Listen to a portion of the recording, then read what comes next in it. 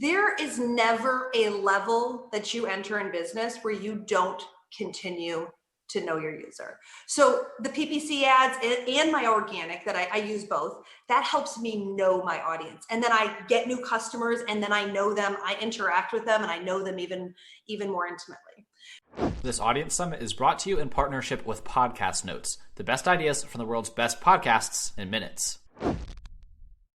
Ellen, welcome to the Grow Your Podcast Audience Summit, brought to you by the Lewis and Kyle Show. We're super excited to have you contributing to this project. Thanks so much for having me, guys. Yeah, absolutely. Real quick for everyone watching this, could you share a bit of your personal background and the background on your podcast, some of the when and why you started and what the overall mission is? Yeah, sure. It's really personal to me, so it's a very personal story. I have an undergrad in computer science. I'm kind of a hyper athlete. I've played every sport, including football, yes, tackle. And I started having children. I have 4 and 1 on the way. But when I became a mom, yes, a lot of kids, I can see your face. And I became a mom, I made the decision to stay home with my kids. And I really lost my confidence from someone who, computer science degree, early 2000s, definitely the only woman in most classes. And I realized, because I'd kept my skills up, I realized that so when I was ready to return to the workforce, I realized that the confidence crisis was a much bigger impact than the skills crisis. So I had learned Ruby on Rails. I'd really kept my skills polished, and yet I still didn't feel comfortable returning. And I was like, well, if this is me, who all my life have been super confident, what about someone who doesn't have a tech background? What about someone who has struggled with confidence? How are we ever going to change the dynamics of women in technology if we don't address these core issues? So I started a local meetup. I live in the Raleigh-Durham area of North Carolina.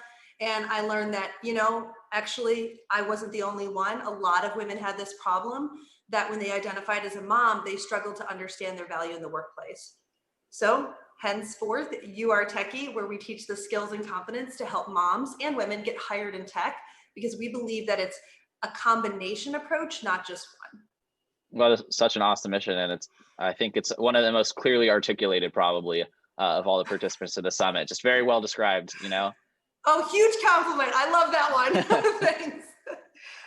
So our first question for you, what has been the most effective marketing channel for growing the podcast audience for your show, and how have you used it? Right. So for me, it's been Facebook, which is actually a little funny because when I tell people I'm helping women get hired in tech, they're like, oh, so LinkedIn, everybody assumes. And I was like, actually, they won't even, some of them are like, I'm not even ready to go to LinkedIn.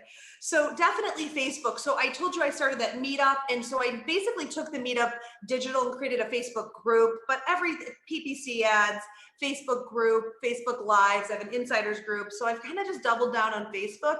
And only now am I really branching out. I do all the socials, but as far as like where my people are, that's where we are.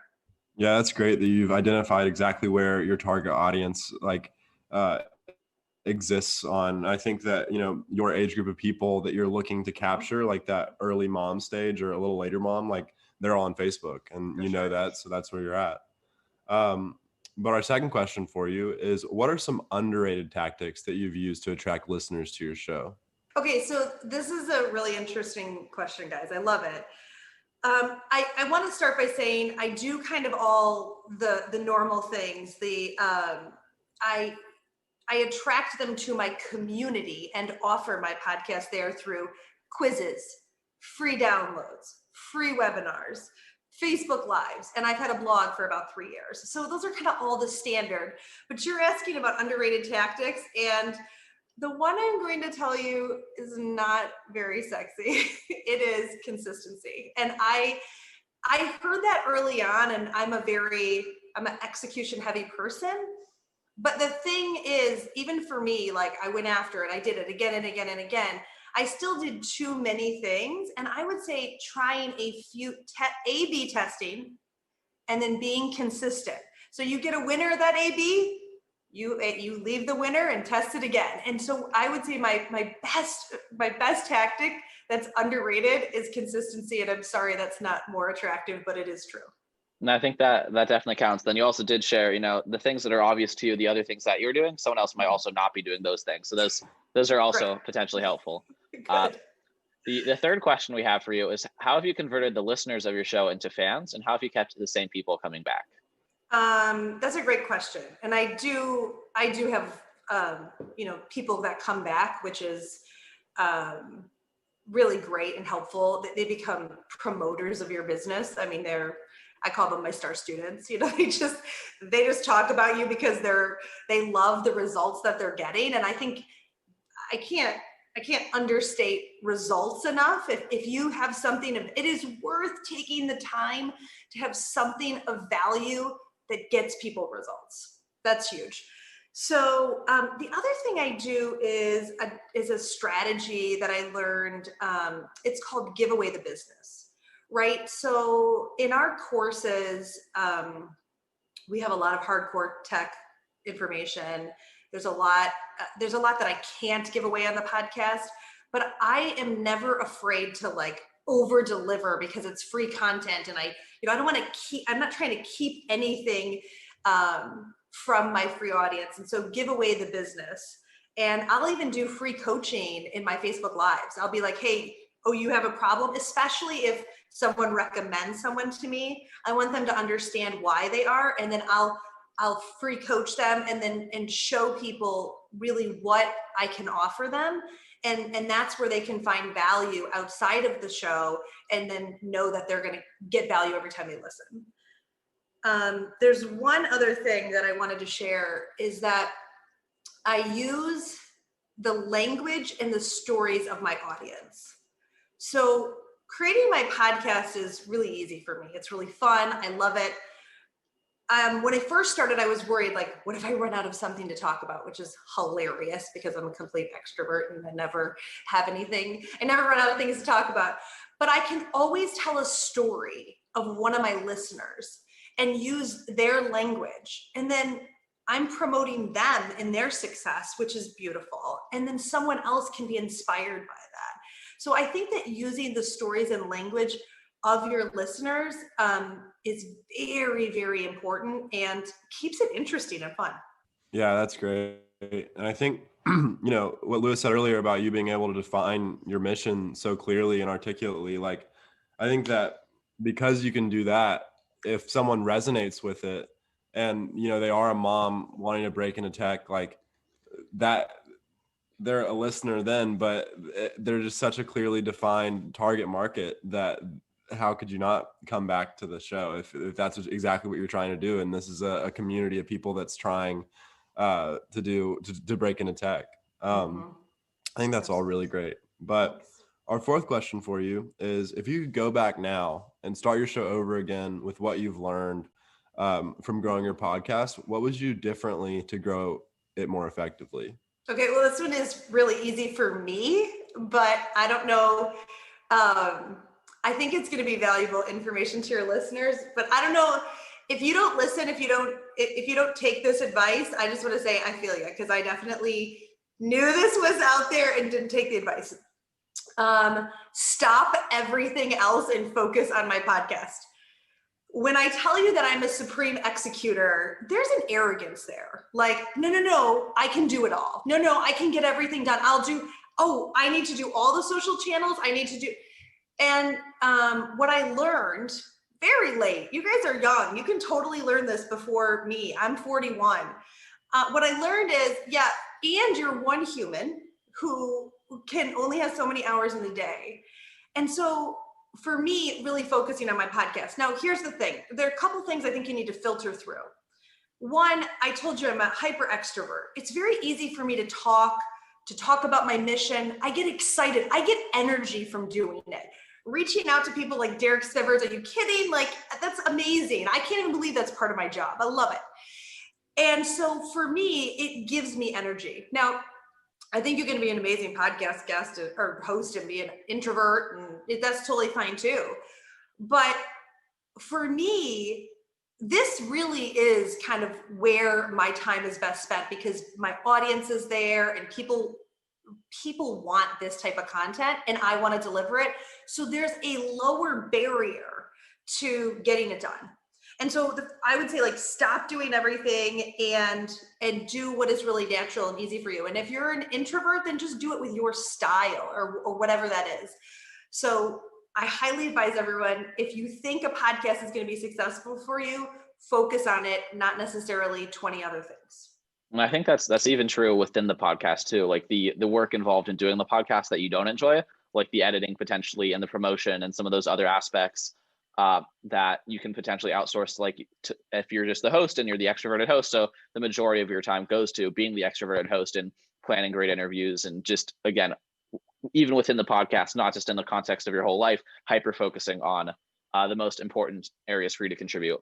But 100%, that was the first thing I did, was get someone to edit my podcast. That's the other thing. It's really hard to listen to yourself. So, anyone who edits you'd be like, oh, so that's the first thing that I did. Yeah. And I have a great editor. I love him. Producer. That's great. Our last question for you. I'm not sure if you've done a ton of paid promotion or if it's mostly been organic growth through Facebook and the other channels, but if for the summit, in a thought experiment, we gave you a hypothetical marketing budget of $1,000 to come up with some creative way to market your show, find new listeners, or just do something to advance your overall podcast mission, what would you do with the money? Yeah, I've done quite a bit of PPC ads. You guys, I actually think if you are just starting a podcast or you've had a few episodes, you're just, getting there, I have really great advice for you, because I think that when I first started, this would confuse me. And so what I've kind of coined this is the know your audience, grow your audience cycle. So it's really important. So I'm a UX designer. We write personas. It's one of the first things we do. We know our users. There is never a level that you enter in business where you don't continue to know your user. So the PPC ads and my organic that I use both, that helps me know my audience. And then I get new customers, and then I know them, I interact with them, and I know them even more intimately. So I just launched a campaign. So the next thing I'm going to do is grow my audience, and I'm going to reach out to people who have more people like that. So if you have 1,000 listeners, reach out to someone with 5,000 or 10,000. If you have 10,000, reach out to someone with 50,000. It just can be a step above, and reaching out to them. I would literally spend money reaching out to them, whether it was a plane flight, not necessarily in the current environment, but a gift, anything to get their attention and to be a part of growing your audience. If you try to do both at the same time, it can get very confusing. So I would actually take that $1,000. If I only had 1,000, I'd spend a little bit on knowing my audience, maybe 300 to 500, and then the next I'd spend on growing my audience. Yeah, that's great. Contextualization of it being a two-sided coin, where you have to know it to grow it. And yes. I think it's funny that's like the last, we've done 31 interviews. That was the last question that we asked for the whole project. And I think that's something that Lewis and we started this summit for us to learn about how to grow our podcast. And the Lewis and Kyle show, our podcast, has a very loosely defined target customer. So I think that it is serendipitous that you chose to answer it that way for the last question, the whole summit. But Ellen, thank you for coming on. Thank you for helping us cap this project off.